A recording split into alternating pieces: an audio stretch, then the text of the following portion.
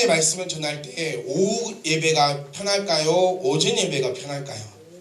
저는 오후 예배가 훨씬 더 편하게 하나님의 말씀을 전할 수 있는 것 같습니다. 왜냐하면 오전 예배 때에 지금 여러분들이 앉아있는 이런 모습들을 볼 때 정말 많이 힘들어요. 심적으로도 힘들고 영적으로도 힘들고 육적으로도 힘들고 말씀을 받으시는 여러분들도 많이 힘드실 것 같아요.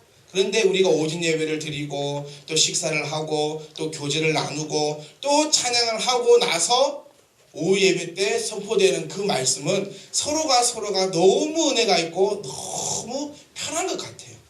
우리 이 시간에 여러분들에게 하나님께서 크신 은혜를 드릴 줄 믿습니다. 왜 제 집에서 어떻게 하고 오시길래 이렇게 힘들게 앉아 있을까라는 생각이 매번 든다는 거예요. 그러니까 조금 더 서두르셔서 10분 더 누워 있으면 뭐 하겠습니까? 5분 더 화장실에 앉아 있으면 뭐 하시겠어요? 조금 더 일찍 서둘러서 와서 교회에서 찬양도 들으시고 찬양도 보시고 말씀도 읽으시면서 내 마음을 하나님 앞으로 딱 맞춰 놓으신다면 하나님께 주시는 그 은혜가 더 크게 우리에게 임할 줄 믿습니다. 아멘. 하나님의 말씀을 듣는 이유는 우리가 이 시간도 하나님의 말씀을 듣고자 사모하여서 나온 이유는 한 가지입니다. 하나님의 뜻이 과연 무엇일까? 그리고 하나님의 자녀로서 하나님의 그 뜻대로 어떻게 하면 살아갈 수 있을까라는 그 목적을 가지고 이 시간도 하나님의 말씀을 듣고자 하신다는 거예요. 하나님의 말씀을 듣고자 하시길 원합니다. 먼저 중요한 것은 하나님의 말씀을 들으셔야 됩니다. 그리고 그 말씀이 내 귀에 들리셔야 합니다. 그것이 되어야지만 여러분들이 하나님의 말씀대로 살아갈 수도 있다는 거예요. 하나님의 말씀이 이 시간 우리에게 말씀으로 가르침을 주실 때에 그 말씀을 듣고 변화될 수 있기를 간절히 소망합니다. 하나님의 말씀은 한 가지입니다. 뭐 해라? 변화해라는 거예요. 하나님의 말씀이 선포되거든 말씀을 보거든 말씀을 듣거든 그 말씀을 듣고 그냥 끝나버리는 것은 성도의 삶이라 할 수가 없어요. 그 삶은 그냥 교회를 왔다 갔다 하는 교회 멤버의 삶입니다. 저는 여기 계신 모든 분들이 교회 멤버가 아니기를 소망합니다. 하나님의 사람들이시기를 소망합니다. 교회 멤버는 교회에 와서 술을 채워주는 것이 교회 멤버입니다. 하나님의 사람은 교회에 오셔서 하나님의 말씀을 듣고 그 말씀대로 살아가셔서 변화되는 것이 하나님의 사람인 줄 믿으시기 원합니다. 하나님의 사람들만 아멘. 아멘. 하나님의 사람들만 다시 아멘. 아멘. 그렇더니 오늘 하나님 말씀을 들으시고 하나님 말씀이 무엇라 하든지 간에 그 말씀대로 변화하신다면 하나님께 주시는 그 복이 우리 가운데 넘칠 줄 믿습니다. 하나님의 말씀이 이것입니다. 하나님의 말씀을 지키신다면 여러분들에게 하나님께서 천대까지 은혜를 약속하셨습니다. 하지만 반대로 하나님의 말씀이 선포되어도 하나님을 믿는다고 하는 우리가 하나님의 말씀이 선포되어도 그 말씀을 하나님의 말씀으로 듣지 못하고 지키지 못한다면 우리에게 3, 4대를 저주하겠다고 하나님은 말씀하시는 겁니다. 여러분 하나님의 말씀은 믿는 우리들을 향해서 쓰여진 말씀인 줄 믿으시기 원합니다. 믿지 않는 자들은 이미 하나님의 저주도 하나님의 축복도 상관없다는 거예요. 왜? 그들은 이미 하나님을 모르기 때문에 구원받지 못하는 자로 정해져 있는 삶이고 하나님을 믿는 우리들은 하나님의 말씀에 순종하여 구원받은 우리들이 구원을 완성하여 나갈 수 있기를 간절히 소망합니다. 하나님의 말씀을 오늘 들으십시오. 아멘. 설교가 여러분 귀에 들리길 소망합니다. 그리고 그 말씀이 저와 여러분의 삶을 완전히 바꾸어 놓을 수 있기를 간절히 소망합니다. 이것이 그리스도의 능력인 줄 믿으시기 원합니다. 내가 바뀌어야지만 교회가 변화하고 교회가 변화하여야지만 세상이 변화할 수 있다는 걸 꼭 기억하시고 교회가 교회답게 세워지길 소망한다면 내가 성도답게 먼저 세워질 수 있도록 간절히 소망합니다. 로마서 10장 17절 말씀 보시면 믿음은 들음에서 나며 그 들음은 그리스도의 말씀으로 말미암는다라고 말씀하고 있습니다. 여러분 오늘 말씀을 들으실 때에 여러분의 믿음이 자라날 줄 믿습니다. 아무것도 몰라도 돼요. 예수님이 누군지, 하나님이 누구신지, 내가 왜 여기에 앉아 있는지 아직은 우리가 아무것도 모르지만 하나님의 말씀을 들으실 때에 그 믿음이 성장할 줄 믿습니다. 우리 모두는 어버이입니다. 우리 모두는. 여기서 동의 못 하시는 분도 몇 분 계세요. 저는 아직 자녀가 없는데. 하지만 우리는 어버이고 어버이가 될 것입니다. 제가 누상 얘기하잖아요. 알아야 10년 뒤에는 꼭 어버이가 되어 있기를 소망한단다. 10년이 되었는데도 어버이가 되지 못하면 큰일이에요. 집안의 우환이고 교회의 걱정이며 나라의 손실이니까 적어도 10년 뒤에는 옆에 최소한 3명, 4명은 앉아 있을 수 있기를 주님의 이름으로 축복합니다. 우리는 모두가 부모입니다. 또한 모두가 자녀입니다. 그렇기 때문에 오늘 특별히 어버이 주일을 맞이하여 하나님께서 자녀들에게 어떻게 말씀하고 계신가, 또 어버이로서 하나님께서 우리에게 무엇을 명령하고 계신가, 우리가 꼭 그 말씀을 듣고 변화하여 이전과는 다른 삶을 살아갈 수 있기를 간절히 소망합니다. 다른 사람들은 우리를 보고, 기독교를 보고, 그리스도인들을 보고 불효의 종교라고 얘기합니다. 왜? 단지 제사 지내지 않는다는 그 이유 하나만으로 너희는 조상도 없느냐, 너희는 효도 모르느냐라고 이야기하고 있다는 겁니다. 하지만 그것은 잘못된 소리입니다. 우리 기독교만큼, 우리 그리스도인들만큼 하나님께서 부모에게 효를 행하라고 가르치는 종교는 어느 종교에도 없습니다. 단지 우리가 여러 가지 학문들을 통하여서 또 지금까지 배워온 학교 공부를 통하여서 여러 가지 사상들을 통하여서 부모님의 말씀을 잘 듣고 부모님 앞에 공경해야 된다는 사실은 모든 사람이 다 알고 있다는 거예요. 하지만 하나님의 말씀은 이것으로 끝나는 것이 아닙니다. 여러분, 자녀가 부모님 앞에 공경하며 순종하는 것은 잘하는 일일까요? 당연한 일일까요? 이것은 칭찬받을 만한 일이 아니라는 것입니다. 부모님이 힘없고 늙어졌을 때에 자녀가 부모를 당연히 모시는 것은 칭찬받을 만한 일이 아니라 그냥 당연한 일이라는 거예요. 그런데 우리 세대는 자녀가 부모님을 공경하고 부모님께 효를 다하면 언제부터인지 칭찬받는 세대가 되어버렸습니다. 사랑하는 성도 여러분, 부모님을 공경하는 것은 부모님의 말씀에 순종하며 내 낳은 아비와 어머니를 기쁘게 하며 그의 말씀을 청종하는 것은 자녀로서 해야 할 당연한 일입니다. 아멘. 하나님 앞에 예배하시는 이 일은 칭찬받을 만한 일이 아니라 성도라면은 당연히 해야 하는 예배 드림의 일이라는 것입니다. 하지만 하나님께서는 우리의 생각과는 틀리시더라는 거예요. 어느 종교, 어느 학문을 보더라도 네가 부모 앞에 순종하며 당연히 해야 할 일을 했는데 그 일에 대해서 내가 너에게 보상해 주겠다라고 가르치는 종교는 어디에도 없습니다. 단 우리 기독교만이 네가 네 부모에게 공경하고 효를 다하면 내가 이 땅에서 생명을 길게 하겠노라고 약속하시고 복을 주는 곳은 저희밖에 없다는 것을 아시고 좀 이 프라우드를 가지고, 좀 자존심을 가지고, 긍지를 가지고 하나님을 섬기고 하나님 앞에 나아갈 수 있기를 간절히 소망합니다. 아멘. 아멘. 부모님에게 공경을 다할 수 있기를 간절히 소망합니다.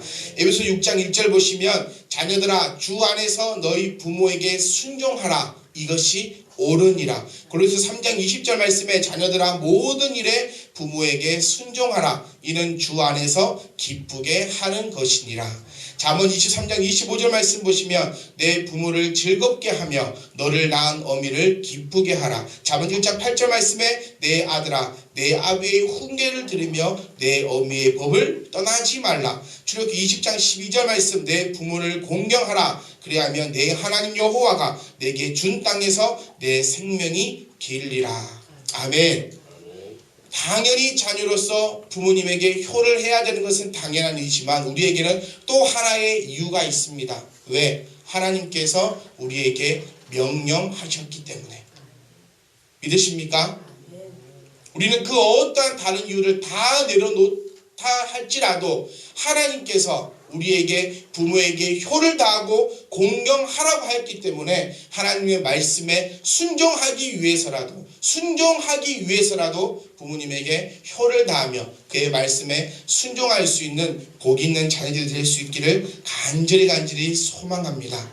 그러면 하나님께서 주신 이 말씀을 순종하면 하나님께서 우리에게 허락하신 하나님의 그 복이 우리에게 임할 줄 믿습니다. 아멘. 이게 꼭 먹고 알 먹는 거라는 거예요. 내가 내 부모를 당연히 모시고 순종하고 공경하고 효를 더한 것 뿐인데 하나님께서는 나에게 복을 주신다는 겁니다. 복 받기 쉽지 않으십니까? 여러분들의 부모님에게 공경의 효를 다 하시기 원합니다. 그러면 하나님이 우리에게 복을 주십니다.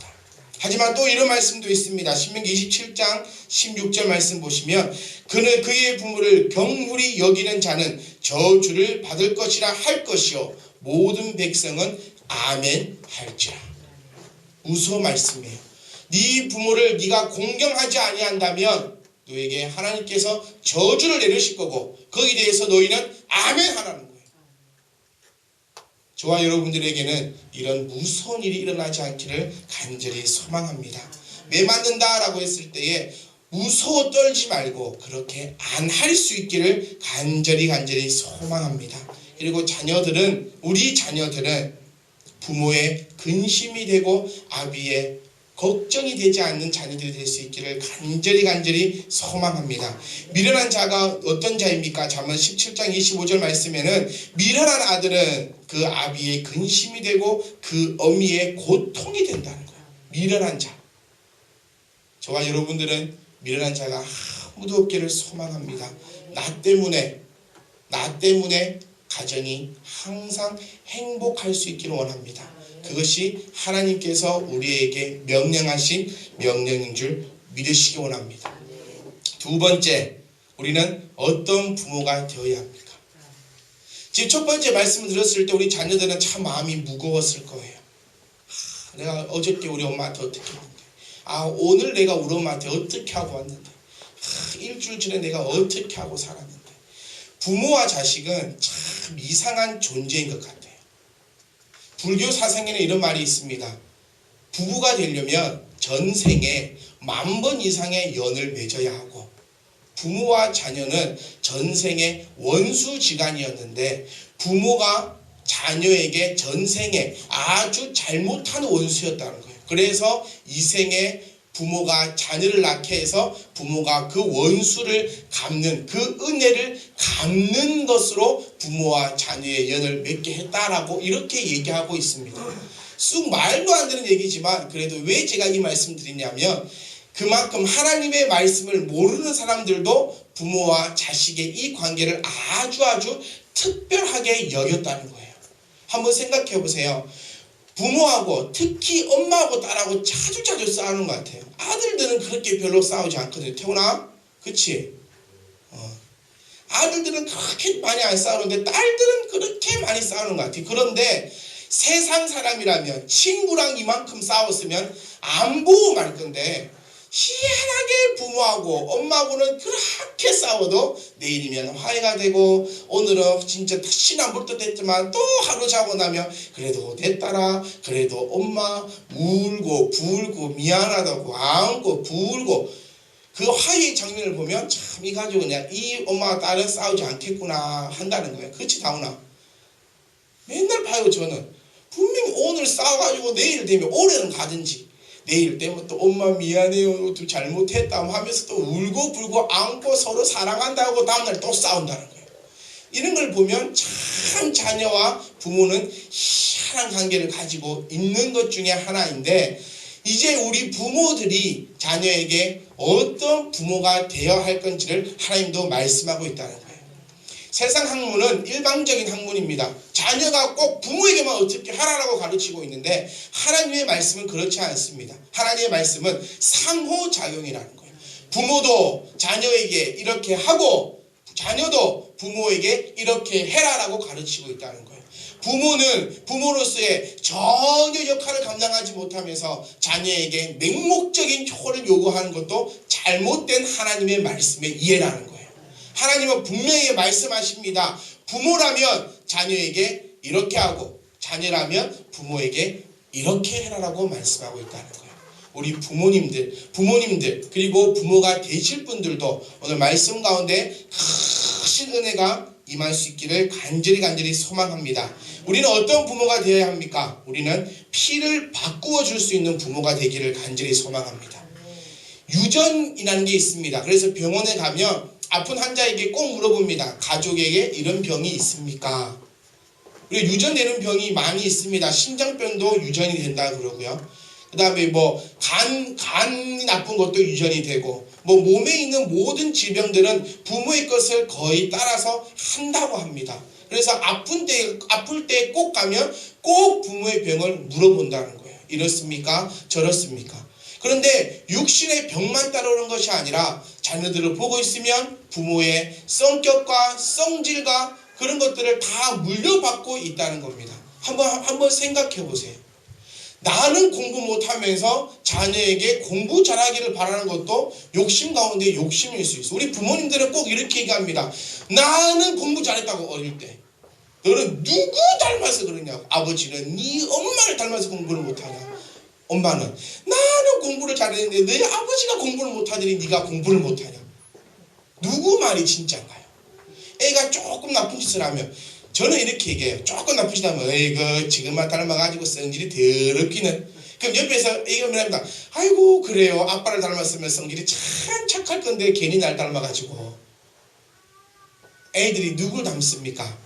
우리를 닮는다는 거예요. 왜? 혈액 속에 타고오는 그 DNA를 통해서 우리를 닮아간다는 거예요. 식성도 닮아가고 걸음걸이도 닮아가고 목소리도 닮아가고 말투도 닮아가고 여러 가지 것들을 닮아가고 있는데 저와 여러분들이 먼저 하셔야 될 것은 여기에 있는 이 피를 그리스도의 피로 바꿔주는 부모가 될 수 있기를 간절히 소망합니다. 나의 것을 물려받는 것이 아니라 나의 더럽고 추악한 것을 물려받는 것이 아니라 그리스도의 피로 내가 바뀐다면 자녀가 바뀔 수 있습니다. 아멘. 이런 말이 있습니다. 윗물이 맑아야 아랫물이 맑다. 부모는 바뀌지 않으면서 자녀에게 변화함을 바라는 것은 말도 안 되는, 세상 이치로 따져도 말도 안 되는 것이라는 거예요. 왜? 자녀는 부모의 것을 그대로 물려받기 때문에 자녀라는 거예요.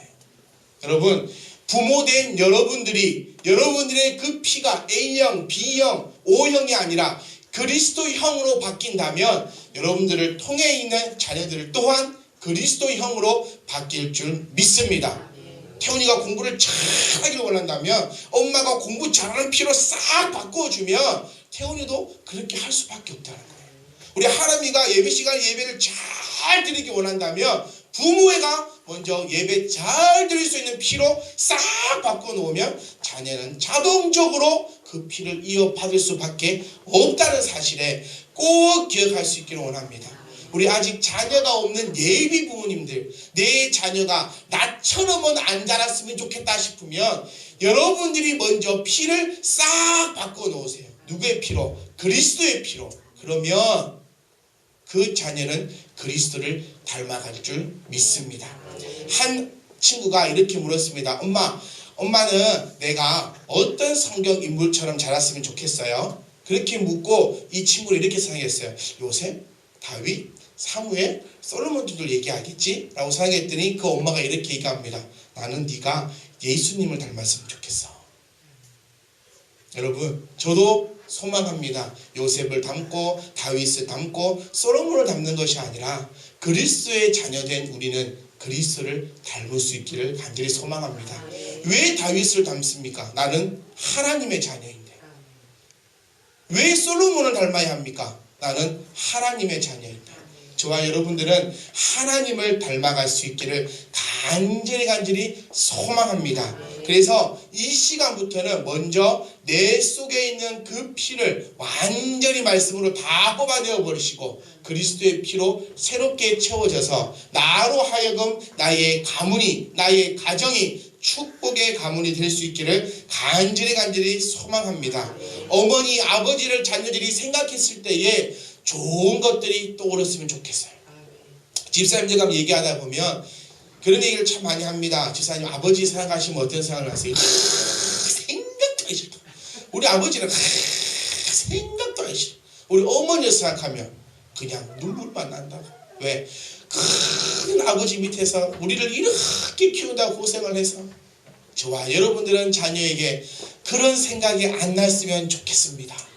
그래서 조금 전에 찬양 드렸던 거, 어머님의 넓은 사랑, 어머니를 생각할 때 나의 사랑하는 채 비록 헤어졌으나 어머님의 무릎 위에 앉아서 어머님의 그 기도가 자녀들을 살리는 줄 믿으시기 원합니다. 그래서 나중에 자녀들이 어머니를 생각할 때 우리 엄마 참 힘든 가운데서도 나를 무릎 위에 앉히고 나를 꼭 껴안아서 항상 기도해 주던 그런 어머니의 목소리가 떠오르시기를 원합니다.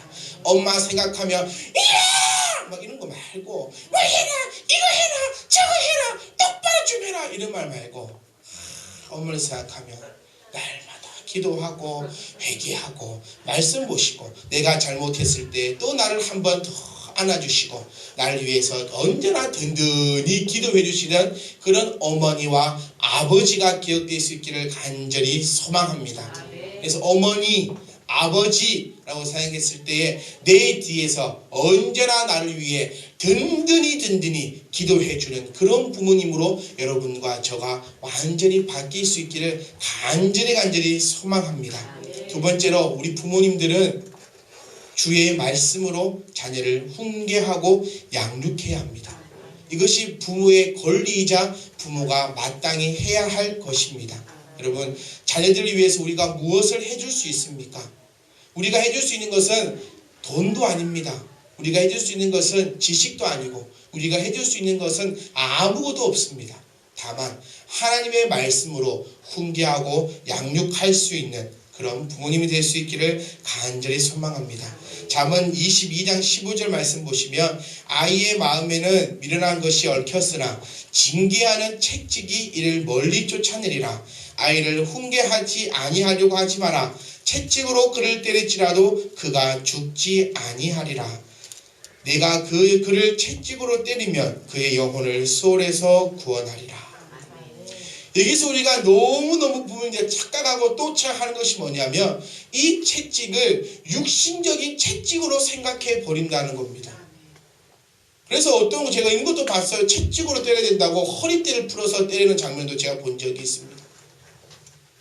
허리띠로 아이를 채찍을 때리는데 어떻게 수월에서 구원합니까?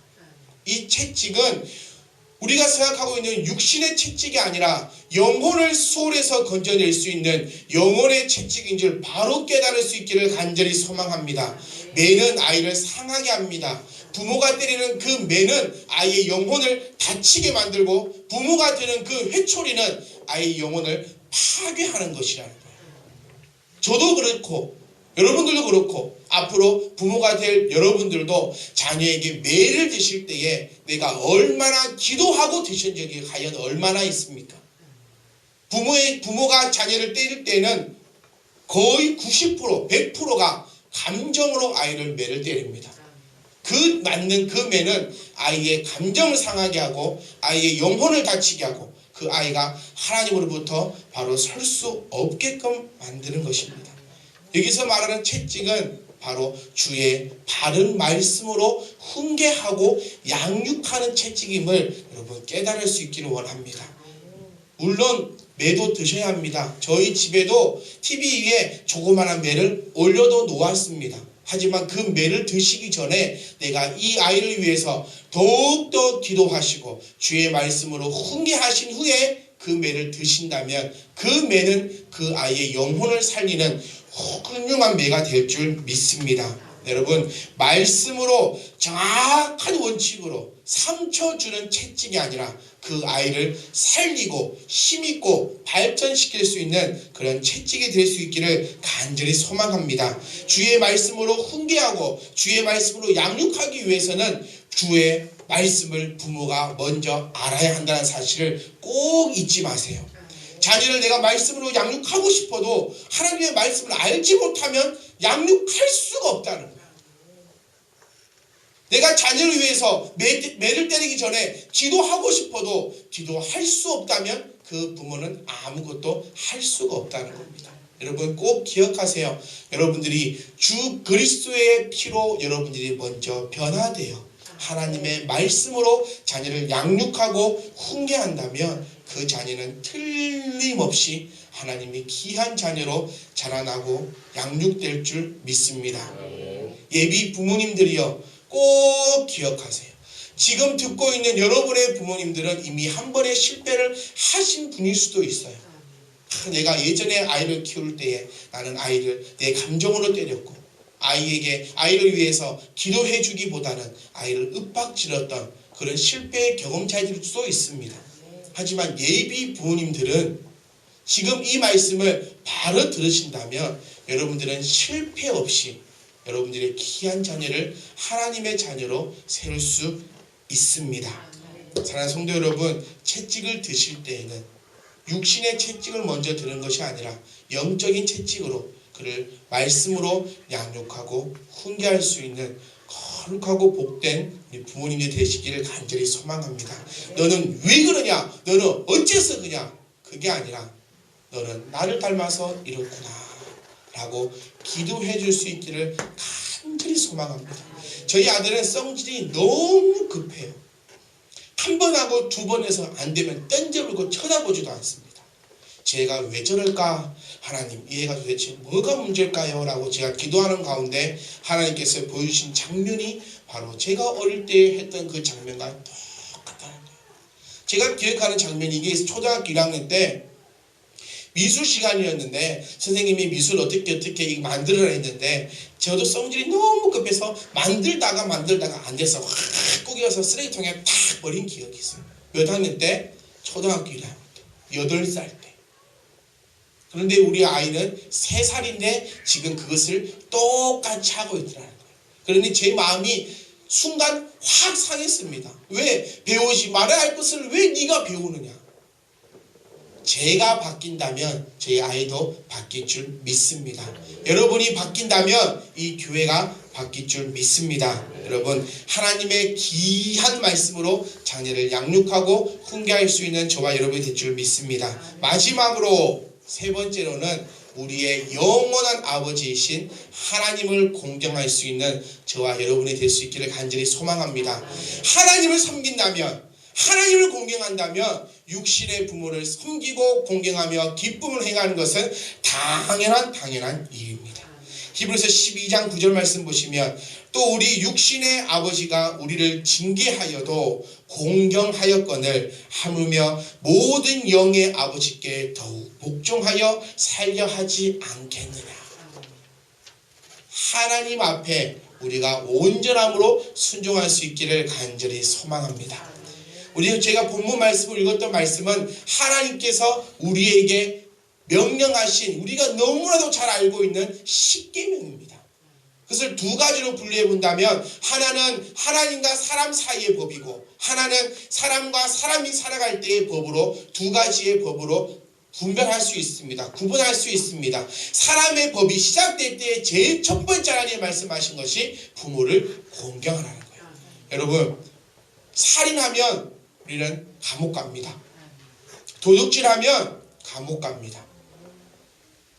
부모를 공경하지 아니하여도 우리는 하나님의 감옥에 갈 수밖에 없다는 거예요. 왜? 하나님께서 정해놓으신 그 법이기 때문에. 하나님의 말씀에 순종하시어 어떤 상황이든 어떻든 부모님을 공경할 수 있는 우리 모든 자녀가 될 수 있기를 바랍니다. 우리 부모님들은 자녀들이 우리 부모를 향해서 공경할 수 있는 그런 부모가 될 수 있기를 간절히 소망합니다. 그리고 우리 모두가 우리의 영원한 아버지이신 하나님을 공경함을 통하여서 모든 은혜와 복이 저희 가운데 가득 넘칠 수 있기를 간절히 소망합니다. 그리고 우리는 나가서 이제부터는 뭐 하면 되는 거예요? 간증하면 된다는 겁니다. 뭘로? 내가 하나님의 말씀을 들었더니 내가 이런 복이